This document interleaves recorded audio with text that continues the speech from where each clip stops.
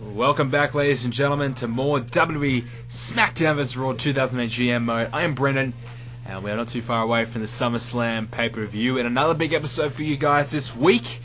So, one thing we need to focus on this week is getting a lot of title matches out of the way. Now, a lot of these guys on our roster are bitching and moaning and complaining we're not having title matches, so we're going to give them to them. So, as you see, our ratings not doing so well. We need to pick it up a little bit in that regard. So we've got a lot of work to do, and we're going to start that today. So we've got the roster that we kind of are looking for. A few guys that we need to bump up a little bit, just like Kenny Darkshire right there.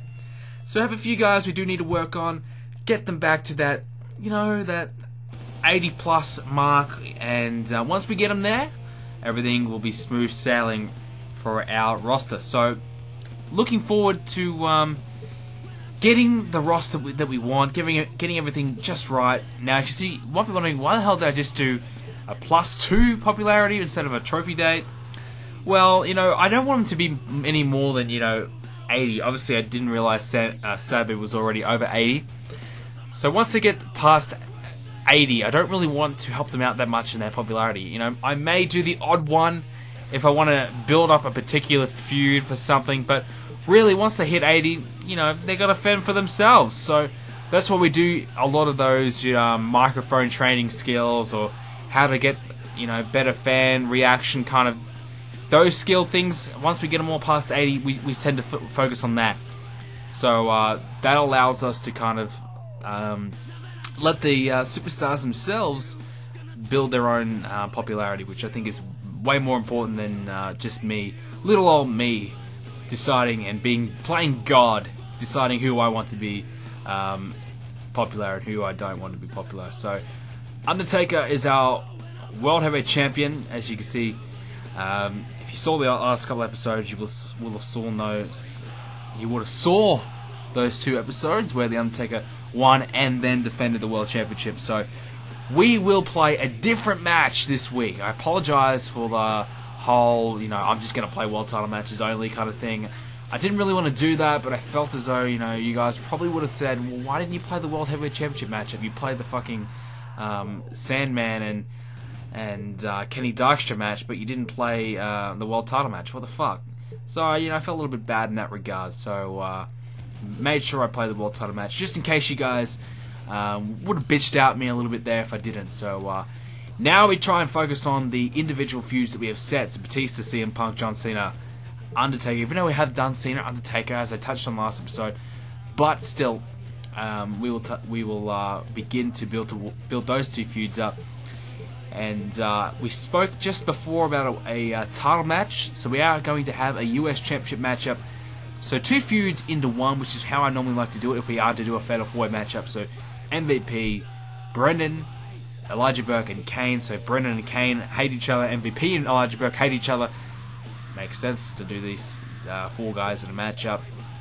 So we are doing a hardcore matchup as well, which is Brendan's match specialty. I might have thought for a second Elijah Burke would be hardcore as well, but he's not as hardcore as Brendan. So we're going to build up towards that US title matchup as well. Try and get that best possible rating that we can get out of it. I think we probably are looking at maybe 4-star, 4.5 maybe, if we are pushing it, kind of rating for it. And, I wanted to do another tag team title match as well, but I wanted to do a hardcore triple threat tornado tag team title match. And one thing that I've always found on wrestling games is whenever they have this type of match, it either really doesn't kind of work, or just weird, or, you can't really, I don't know, it just never kind of plays out how you want it to play out. So, JTG, Shad, Crime Time, they're going to take on the Hardy Boys, who are going to take on Sabu and Sandman. So, triple threat, everyone's going to take on everyone, and I wanted to do a tag team title matchup for that one, but I couldn't, and I wasn't sure why. I thought, hey, it's a triple threat, it's a tornado tag team matchup, why can't I do a title match for it? Would be pretty cool. I would have went and played that one if I couldn't, but I'm going to play it in the Fatal 4-Way match. But hey, I don't know why it doesn't want me to do it. Any explanation would be nice, but I don't know what I'm doing wrong. But apparently I'm doing something wrong. So we're not using Kenny Darkshire this week, so we're just going to throw him in as a manager for the Nitro Mysterio matchup, which is something I also like to do. And this is the card for this week, so looking pretty good. Obviously, this match as well. I wanted to make sure if I could do a tag team match, but I can't. It says the title holders aren't in the matchup, so I don't know what the fuck is going on. So I thought maybe if I play around with it a little bit, it might work. But really, for some reason, it just doesn't want to do it. I think I actually fucked it up anyways. I don't know. I really don't know what I've done with this matchup. I probably should have just cancelled it, but I went ahead with it anyways. But no title match, which sucks. Might have to wait to No Mercy, or I don't think we'll get a title match. The tag titles at Summerslam. I don't think we'll waste a match on the tag titles, but you never know. But anyways, you know, I don't like to do title matches normally on Smackdown, which is a bit ironic because I've done 3 episodes in a row of title matches, but I don't actually like to do title matches on the Smackdown shows, which, you know, very contradicting myself right now. I wanted to just do 2 title matches on the one show. So I like to save it all for the pay-per-views, which kind of makes it a little bit more special because you know there's going to be title matches that you haven't seen for a long time. Every feud that you've been watching over the past few weeks is going to, you know, end up in a title matchup on the pay-per-view show after, you know, maybe sometimes 8 weeks of build-up or whatever. You've got to finally get that big payoff, whereas you've just seen 3 title matches in that build-up already on the Smackdown, so what's the point? It's not special. So that's what I try and make title matches, kind of space them out. The reason why I did it this week is because, and as well as past couple of weeks, because, you know, SummerSlam is a bit of a weird one. It's a inter-promotional pay-per-view, so 3 brands, 1 are going to be on the same pay-per-view, so you need to kind of make sure if you've got any feuds or any title matches you want to do before SummerSlam or at SummerSlam, you've got to probably, you know, do it on a couple of Smackdowns before, because, you know, you won't be getting a title match on SummerSlam for, you know, every single championship. You only get normally 1, maybe 2 matches or whatever. I think the brand with the best ratings gets more matches, so our ratings are shithouse, so we ain't getting 2 matches or 3 matches or whatever the hell, so we'll probably get 1 match if we're lucky. We may not even get a match, but that means, you know, any US title matches, tag team title matches, whatever we want to do, we got to get them out of the way before, you know, SummerSlam or whatever. And because of the fact that a lot of guys are knocking on my door as the GM, everyone's saying, Brendan, I want my fucking title match. Give me the title match, or I'm walking out. I'm gonna go to ECW. Give me a title match. I gotta kind of try and give it to him. So here is my guy. Here is Brendan, the guy I created. And first of all, this guy looks like a complete, total dork. What the hell was I thinking when I made this? He looks like a fucking loser. The Beast, man, he ain't no beast. Let me tell you that. I made this guy, and I still think he's a loser. So that just goes to show how good he is. I will go ahead and make some changes to him, make him look a little bit better. I don't know, my opinion of somebody looking good, you know, can certainly be very different to someone else. And when I make a guy, I don't really spend a lot of time on him. I really didn't spend much time on this guy at all, and plus the hairstyles in this game were terrible, just terrible, garbage, shocking. So didn't really have much to work with, but we'll go ahead and we might play as him in a future episode, and you'll see some changes to him. Hopefully he'll look a little bit better. I'm hoping.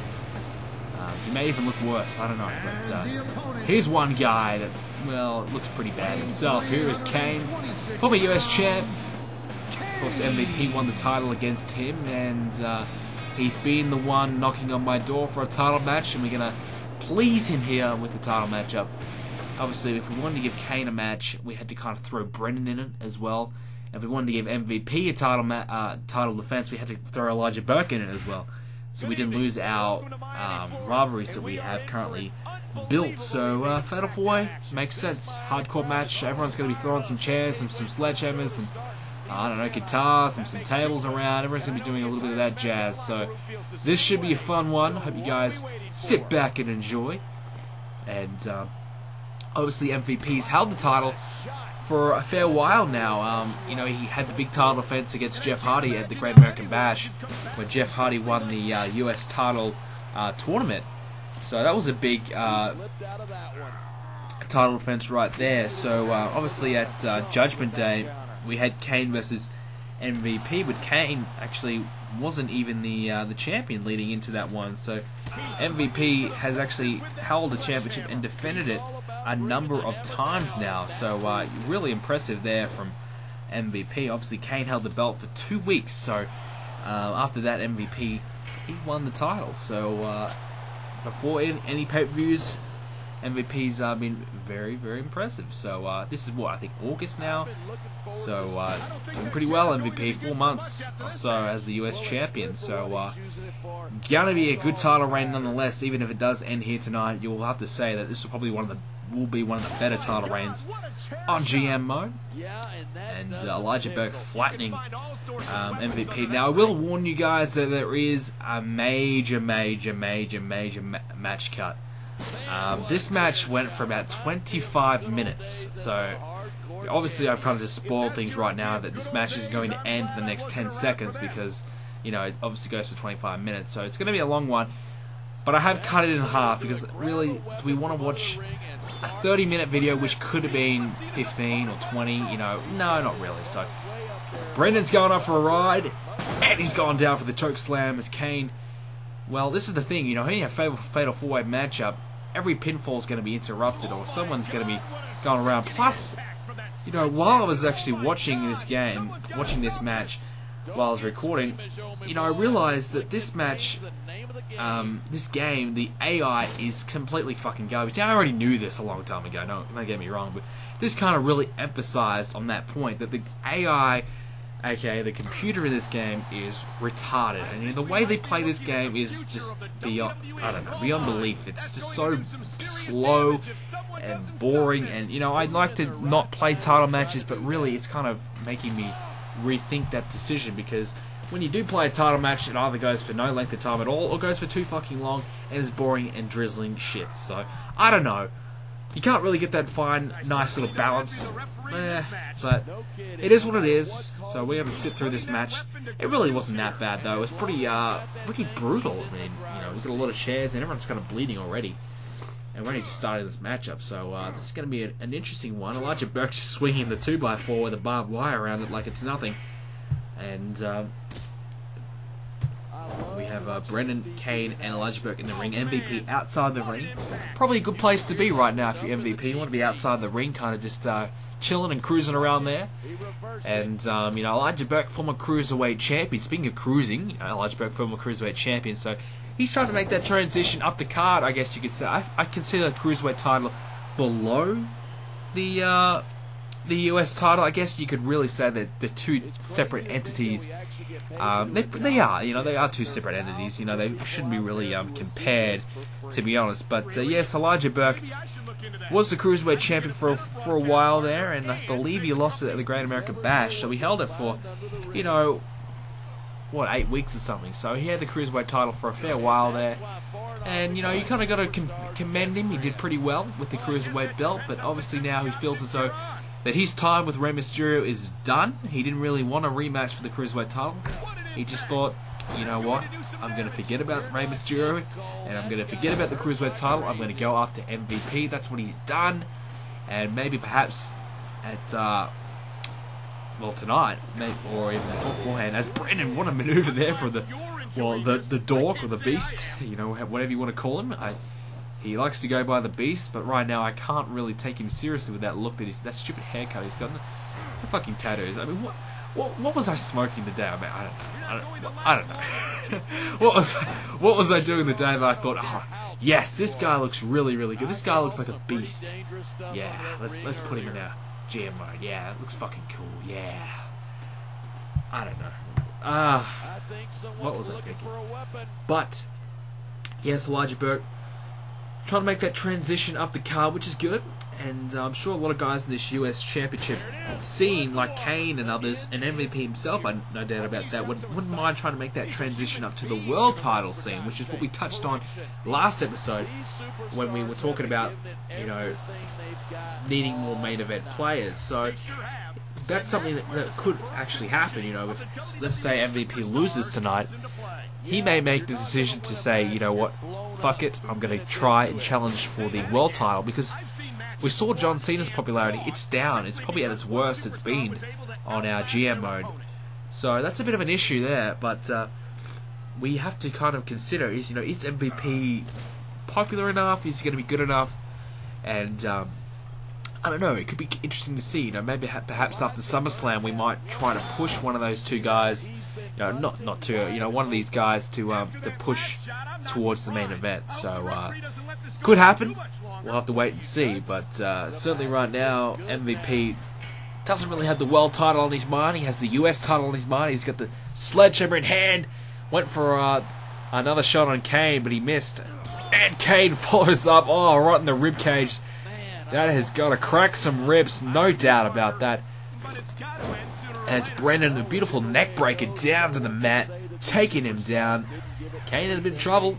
Everyone in a bit of trouble. Everyone's kind of like down and out. Everyone's like body is fucked. This is obviously after 20 minutes of action. We've skipped ahead here. And these guys are all feeling it right now. Everyone's kind of busted, bleeding, pissing out blood. Not looking good. Not looking good at all. But very even right now. You don't quite know who's going to win this one. As Brendan's got the chair, MVP's got the sledgehammer. They're both going to allow Elijah Burke to suplex Kane, saying, go ahead, we don't care. And Brendan just decides, you know what, I'll wait 15 seconds before I decide to hit him with the chair. And, punches MVP in the face with the chair as well.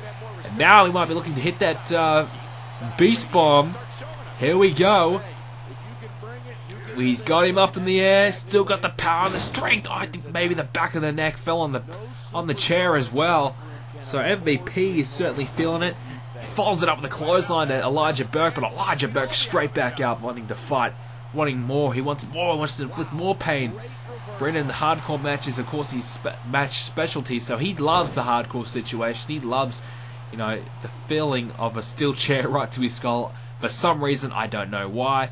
But he loves that, and for some reason he just got outside the ring as well while he was on, a big momentum stride there. But MVP's down, Elijah Burke's up, Kay's kind of fighting for his survival here. And Elijah Burke has a good opportunity now, has MVP down, Brendan's out of the way. If he can get a pinfall here, he may actually get the win here. We might have a new US champion. He's transitioned between... Oh, wait a minute. Oh! Russian leg sweep. He's transitioned to cruiserweight to US champion. May be successful. Here we go. 2, 3. Yes! We have a new United States champion, and we haven't had one for a long time. So the long title reign of MVP has come to an end. And that man on your screen right there, Elijah Burke, your new US champion. So well done to Elijah Burke. The transition from cruiserweight to US champion has been a good one and a successful one, and the great reign of MVP has come to an end. So the bloodied Elijah Burke has done enough, and MVP may be looking for retribution, of course, because he didn't get pinned. He didn't lose this match. Kane was the one who took the pinfall. So Elijah Burke reaping the benefits here of a fatal 4-way stipulation. Hardcore matchup. Certainly was hardcore, no doubt about that. And hit Kane with that 2x4, the barbed wire, then followed up with a Russian leg sweep. That was enough to put Kane away. And all the other guys, Brendan was outside the ring, I don't know, playing with himself. And MVP was in the ring, still down and out. So MVP will lose the United States title, even though he didn't get pinned. And Elijah Burke, well, he just snuck in and got the win there. So sneaky victory for Elijah Burke, new US champion. Let's go check out the other results. So Mysterio, he'll knock off Nitro there. Sabu and Sandman, they'll get the victory there in a tag team matchup. So that's an interesting one there.